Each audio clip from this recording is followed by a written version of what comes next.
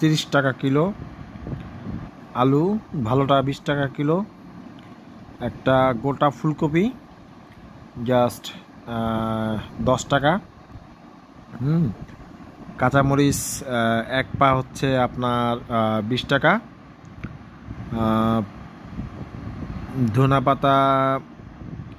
পাতা হচ্ছে এক মোটা 5 টাকা। তো একটা সময় এই আলু খাইছি 80, 100।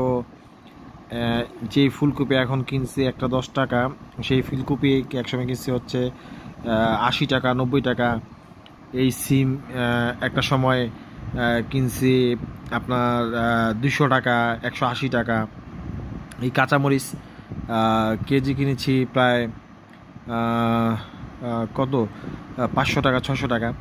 তো মনে হচ্ছে যে প্রায় এই 6 মাস বা 7 মাসের ব্যবধানে আমরা প্রায় 20 বছর বা 30 বছর পিছিয়ে গেছি। যদিও চালের দামটা কমে নাই আর তেলের দামটা কমে নাই, মানে সবজি খায় এখন এমন অবস্থায় মনে হচ্ছে আমরা প্রায়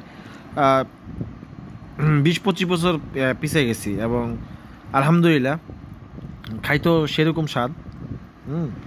বিসমিল্লাহ।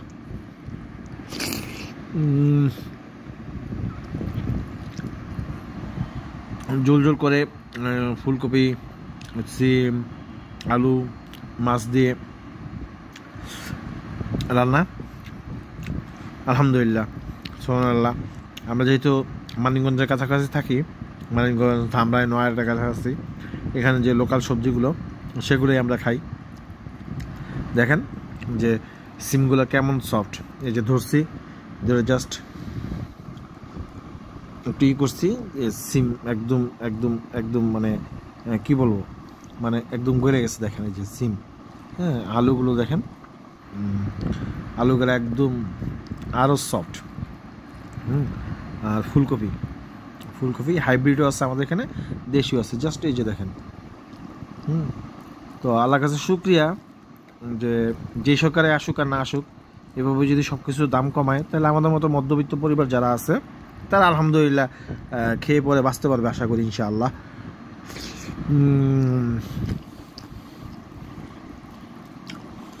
আজ থেকে 6 মাস আগে, 7 মাস আগে সবজি খাওয়া ছেড়েই দিছিলাম। দেখা গেছে যে টাকা সবজি খাইতে হয় সেই টাকাতে যদি একটা ফার্মের মুরগি কিনি, অনায়াসে আমার সংসারে 2 দিন চলে যেত। এখন আলহামদুলিল্লাহ পেট ভরে সবজি খাইতে পারতেছি। তো ধন্যবাদ যারা আমাদেরকে এই কম দামে এত সুস্বাদু খাবার খাওয়াইতেছে।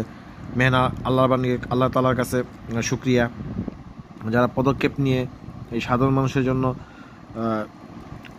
সিন্ডিকেট ভেঙে আমাদেরকে কম দামে খাওয়াইতেছে, তাদেরকে আবারও ধন্যবাদ। ওকে।